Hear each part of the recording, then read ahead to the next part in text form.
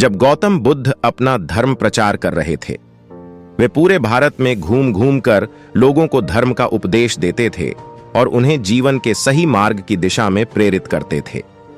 वे किसी भी व्यक्ति के साथ, चाहे वह युवा हो या वृद्ध, समृद्ध हो या गरीब, अपनी बात साझा करते थे और उन्हें सत्य के मार्ग पर चलने के लिए प्रेरित करते थे। इसी यात्रा के दौरान उनकी मुलाकात एक छोटे लड़के से होती है जो अपने जीवन के कठिन प्रश्नों का उत्तर ढूंढ रहा था। एक दिन जब बुद्ध एक गांव से गुजर रहे थे, तब उन्होंने एक छोटे लड़के को देखा जो बहुत उदास और परेशान दिख रहा था। लड़का गांव के किनारे पर अकेला बैठा हुआ था और उसकी आंखों में आंसू थे।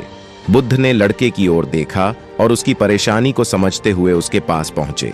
उन्होंने उसे प्यार से पूछा, तुम इतने उदास क्यों हो बालक, क्या हुआ है? लड़के ने बुद्ध की ओर देखा और उनकी आंखों में सच्ची सहानुभूति देखकर वह अपनी पीड़ा को छिपा नहीं सका। उसने कहा, महात्मा, मैं जीवन के इस कष्ट और दुख से बहुत थक चुका हूं। मेरे माता पिता नहीं है और इस दुनिया में मुझे कोई समझने वाला नहीं है। मुझे जीवन में क्या करना चाहिए यह भी नहीं पता। गौतम बुद्ध ने लड़के की बातें सुनी और उन्होंने सोचा कि यह सही समय है कि इस बच्चे को जीवन के असली अर्थ से परिचित कराया जाए। उन्होंने उसे पास बैठने के लिए कहा और बड़े धैर्य के साथ बोले, प्रिय बालक, जीवन में दुखों से घबराना नहीं चाहिए। यह संसार एक ऐसा स्थान है जहां सुख और दुख दोनों आते हैं, लेकिन हम इनसे कैसे निपटते हैं, यह हमारे जीवन का वास्तविक सार है। बुद्ध ने उसे समझाया कि जैसे रात के बाद दिन आता है, वैसे ही दुखों के बाद भी सुख आता है। उन्होंने कहा, जीवन में कुछ भी स्थायी नहीं है, सब कुछ बदलता रहता है। हमारे दुख भी अस्थायी हैं और उन्हें हमारे ऊपर हावी नहीं होने देना चाहिए। बुद्ध ने लड़के को एक कहानी सुनाई। उन्होंने कहा, बहुत समय पहले एक राजा था जो बहुत ही धनी था, लेकिन उसे भी अपने जीवन में कई कठिनाइयों का सामना करना पड़ा। एक बार उसके राज्य में भयानक अकाल पड़ा और उसके लोग भूखे मरने लगे। राजा ने अपनी सेना को भेजा, लेकिन वे कोई समाधान नहीं खोज सके। राजा बहुत निराश हुआ और उसने अपने गुरु से मदद मांगी। गुरु ने राजा से कहा, राजन, जीवन में हर समस्या का हल है, लेकिन सबसे पहले हमें अपनी समस्याओं को स्वीकार करना होगा और धैर्यपूर्वक उनका सामना करना होगा। जैसे जैसे समय बीतता है, वैसे वैसे समस्या का हल भी मिलता है। बुद्ध ने लड़के से कहा। राजा ने गुरु की बात मानी और समय के साथ अकाल समाप्त हो गया और राज्य में फिर से खुशहाली लौट आई।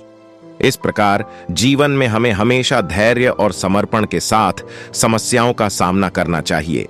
बुद्ध के उपदेश सुनकर लड़के के मन में नया उत्साह उत्पन्न हुआ। उसने महसूस किया कि जीवन में कठिनाइयां आती हैं, लेकिन हमें उनका सामना साहस और धैर्य के साथ करना चाहिए। उसने बुद्ध से कहा, महात्मा, अब मैं समझ गया कि जीवन में दुख और सुख दोनों का महत्व है। मैं अब निराश नहीं रहूंगा और जीवन के हर पल को सकारात्मक दृष्टिकोण से देखूंगा। बुद्ध ने मुस्कुराते हुए कहा, तुम्हारा भविष्य उज्जवल होगा यदि तुम इस सोच को बनाए रखोगे। हमेशा याद रखना, जीवन में जो भी होता है वह हमारे भले के लिए होता है। हमें सिर्फ इसे सही दृष्टिकोण से देखना सीखना है। गौतम बुद्ध और उस लड़के की यह कहानी हमें सिखाती है कि जीवन में हमें हर स्थिति का सामना धैर्य और समझदारी से करना चाहिए। जीवन में दुख और कठिनाइयां अवश्य आती हैं, लेकिन हमें उन्हें स्वीकार करके उनसे सीखना चाहिए और आगे बढ़ना चाहिए। बुद्ध का यह संदेश हमेशा हमें प्रेरित करता है कि जीवन में चाहे कैसी भी परिस्थिति हो, हमें कभी हार नहीं माननी चाहिए। धैर्य का महत्व। जीवन में धैर्य रखना बहुत जरूरी है, क्योंकि समय के साथ हर समस्या का समाधान निकल आता है। सकारात्मक दृष्टिकोण। जीवन के हर पहलू को सकारात्मक दृष्टिकोण से देखने से हमें कठिनाइयों का सामना करने में मदद मिलती है।